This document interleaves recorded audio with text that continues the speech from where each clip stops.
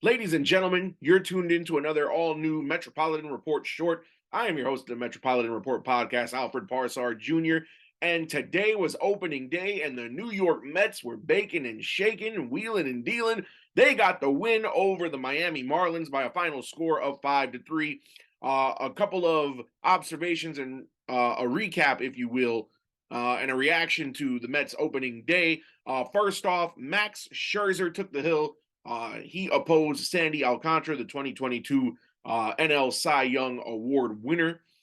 And Max looked really good through the first 5 innings. He pitched 6 innings in total. The first 5 innings were scoreless.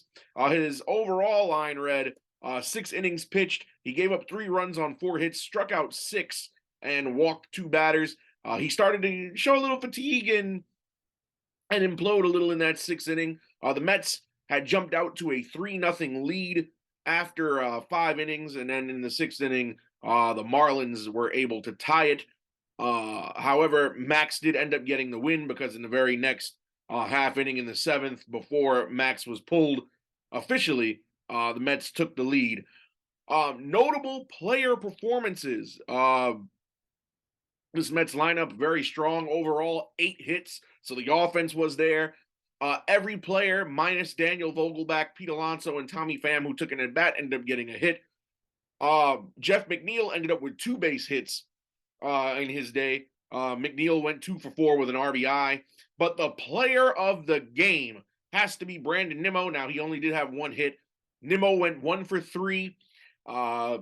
He did get a sacrifice fly, but he had a 2 RBI double, 3 RBIs overall on the day, including the go-ahead RBI that would hold up the final score 5-3. So again, Nimmo 1 for 3 with a sac fly and 3 RBIs. However, one thing I got to notice, and it kind of upsets me because, 2023 MLB wants to put all these new rules into effect. I'm not a big fan of the pitch clock, and I'll tell you why.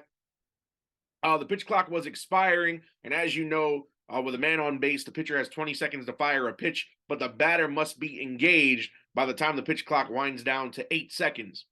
Jeff McNeil was at bat, and Sandy Alcantara was not even in the windup yet, but McNeil was engaged by 8.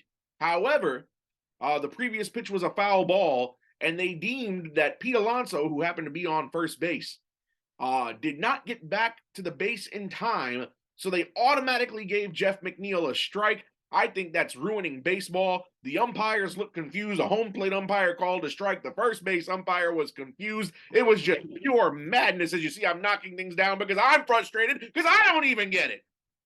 But it didn't hurt the Mets. It was a 2-strike count, and McNeil ended up getting a base hit in that at bat anyway, so it did not come back to hurt the Mets. But that's just ludicrous. You put new rules into effect. There should be a training for the umpires on how to call the game when these new rules are violated. But forget even how to call the game. They need an interpretation of the rules because it was never explained when MLB came and released the rules to the public. Nonetheless, the Mets still win 5-3. This is Alfred Jr.